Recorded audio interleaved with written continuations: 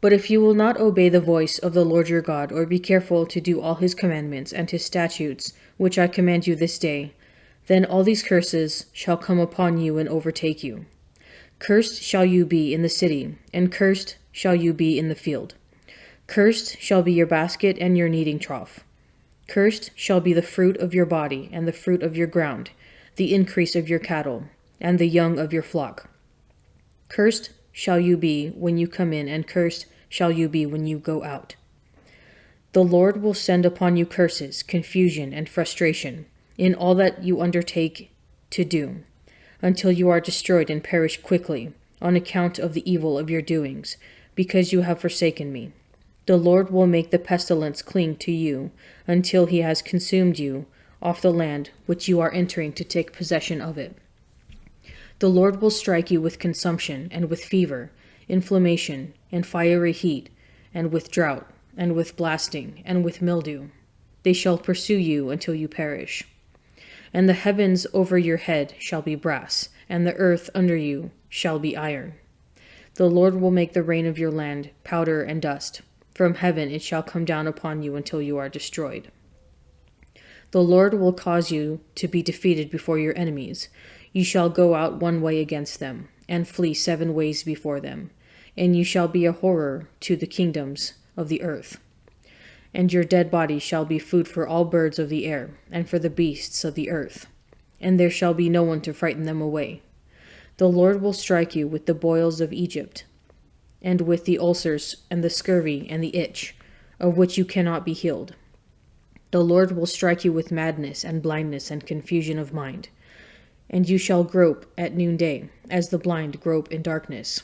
And you shall not prosper in your ways. And you shall be only oppressed and robbed continually, and there shall be no one to help you. You shall betroth a wife, and another man shall lie with her. You shall build a house, and you shall not dwell in it. You shall plant a vineyard, and you shall not use the fruit of it. Your ox shall be slain before your eyes, and you shall not eat of it.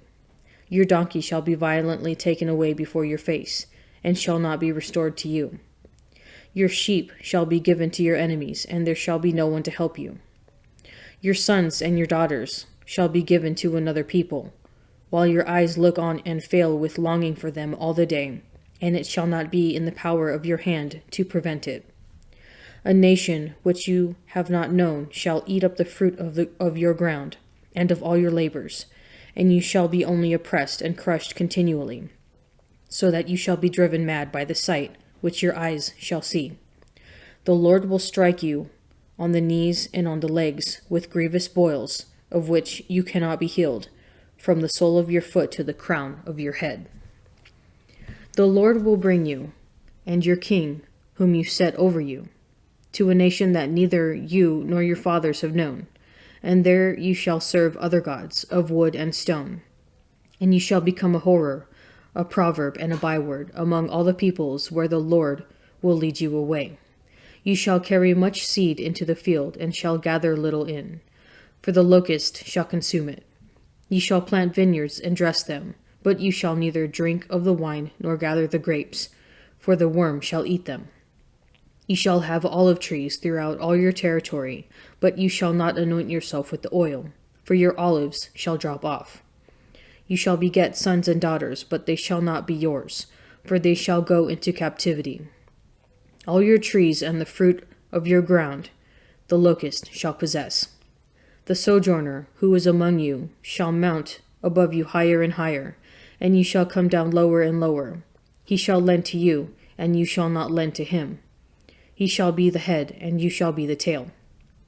All these curses shall come upon you and pursue you and overtake you, till you are destroyed, because you did not obey the voice of the Lord your God, to keep his commandments and his statutes which he commanded you. They shall be upon you as a sign and a wonder, and upon your descendants forever. Because you did not serve the Lord your God with joyfulness and gladness of heart, by reason of the abundance of all things, therefore you shall serve your enemies, whom the Lord will send against you, in hunger and thirst, in nakedness and in want of all things. And he will put a yoke of iron upon your neck until he has destroyed you. The Lord will bring a nation against you from afar, from the end of the earth, as swift as the eagle flies, a nation whose language you do not understand, a nation of stern countenance, who shall not regard the person of the old or show favor to the young, and shall eat the offspring of your cattle and the fruit of your ground until you are destroyed, who also shall not leave you grain, wine, or oil, the increase of your cattle, or the young of your flock, until they have caused you to perish.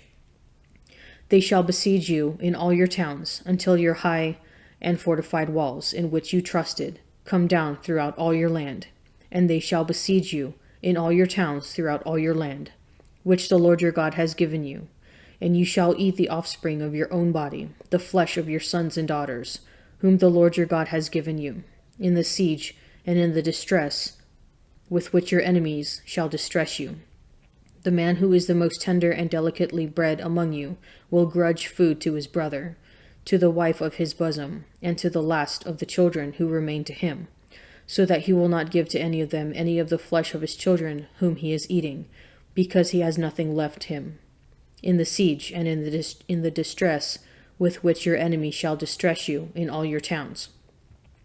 The most tender and delicately bred woman among you, who would not venture to set the sole of her foot upon the ground because she is so delicate and tender, will grudge to the husband of her bosom, to her son and to her daughter, her afterbirth that comes out from between her feet and her children whom she bears, because she will eat them secretly, for want of all things, in the siege and in the distress with which your enemy shall distress you in your towns. If you are not careful to do all the words of this law which are written in this book, that you may fear this glorious and awesome name, the Lord your God, then the Lord will bring on you and your offspring extraordinary afflictions, afflictions severe and lasting, and sickness grievous and lasting. And he will bring upon you again all the diseases of Egypt, which you were afraid of, and they shall cling to you. Every sickness also, and every affliction which is not recorded in the book of this law, the Lord will bring upon you, until you are destroyed. Whereas you were as the stars of heaven for multitude, you shall be left few in number, because you did not obey the voice of the Lord your God. And as the Lord took delight in doing you good and multiplying you, so the Lord will take delight in bringing ruin upon you and destroying you. And you shall be plucked off the land which you are entering to take possession of it. And the Lord will scatter you among all peoples, from one end of the earth to the other. And there you shall serve other gods, of wood and stone, which neither you nor your fathers have known. And among these nations you shall find no ease, and there shall be no rest for the sole of your foot, but the Lord will give you there a trembling heart, and failing eyes, and a languishing soul. Your life shall hang in doubt before you. Night and day you shall be in dread, and have no assurance of your life.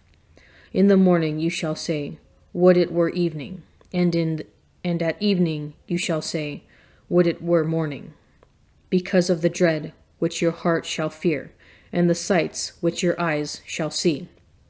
And the Lord will bring you back in ships to Egypt, a journey which I promised that you should never make again, and there you shall offer yourselves for sale to your enemies as male and female slaves, but no man will buy you.